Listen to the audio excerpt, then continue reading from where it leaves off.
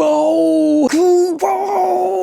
Hey, Kubo! You are back in full form, and my God, this one shot,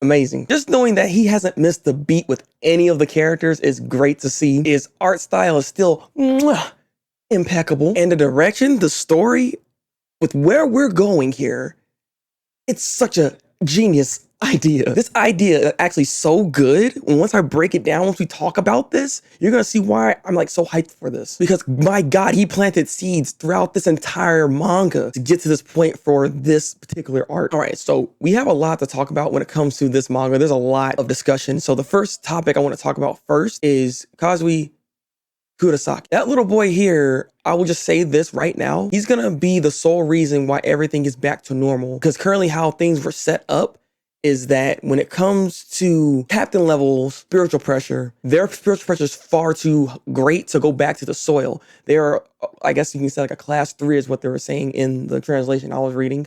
They're like a class 3. So any class 3 or lower than that, their ratio is not able to get dispersed back into the soil. What happens to captain level people that die?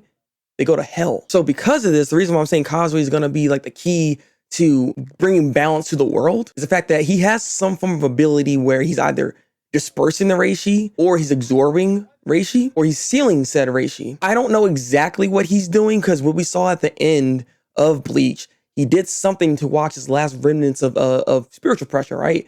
You know, he put his hand through it and then it just dispersed. It was gone. So he has some form of ability that's going to be key and vital to this whole entire art. Also, side note, it's going to be god dang crazy, right? All the captains that died went to hell, correct? Hell is knocking on World of the Living's door as we speak. And we saw Thabreakmaster come out from that whole hell. So therefore, my mind's thinking we're about to see all these captains that died come back. Now, whether or not they're going to be enemies, that's one thing. I mean, we're not 100% certain. We don't know what has changed for them actually getting sent over there. Also, another thing when it comes to what they were kind of explaining about that whole explanation, they were saying how, you know, Watch has disappeared. And they're also saying how Aizen also disappeared. But if my memory serves, and when I was just looking back, Aizen was still sealed. He is still technically alive. He's just sealed away. Unless something happened.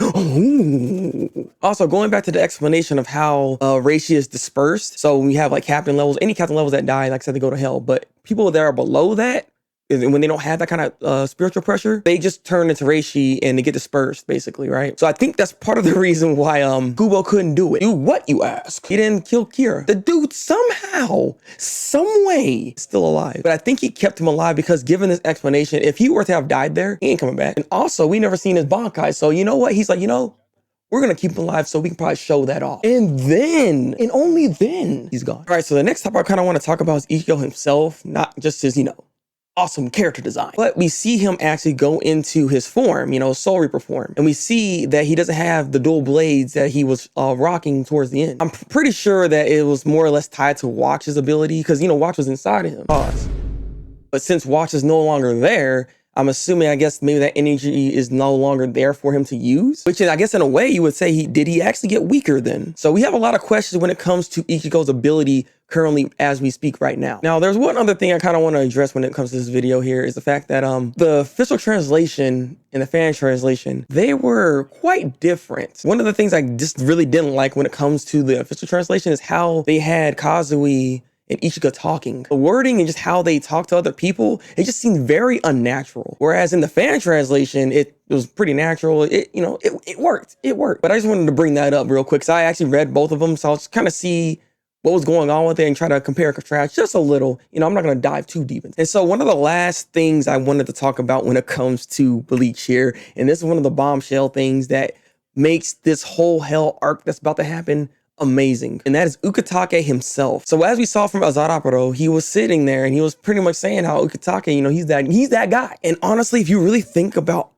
everything when it comes to Bleach, it makes perfect sense why he would be that guy for hell. This idea is so good that I don't know if he tried to plan this out from the beginning, but there are hints even like from episode 5 in Bleach. It's so early on that it's ingenious. So let me break it down real quick.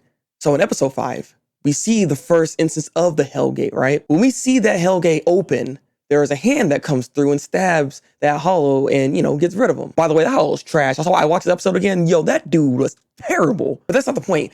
It's the hand we're going to be talking about here. The hand that comes through there is actually the right hand inside that Hellgate. What is Ukitake exactly? He's the right hand of the Soul King.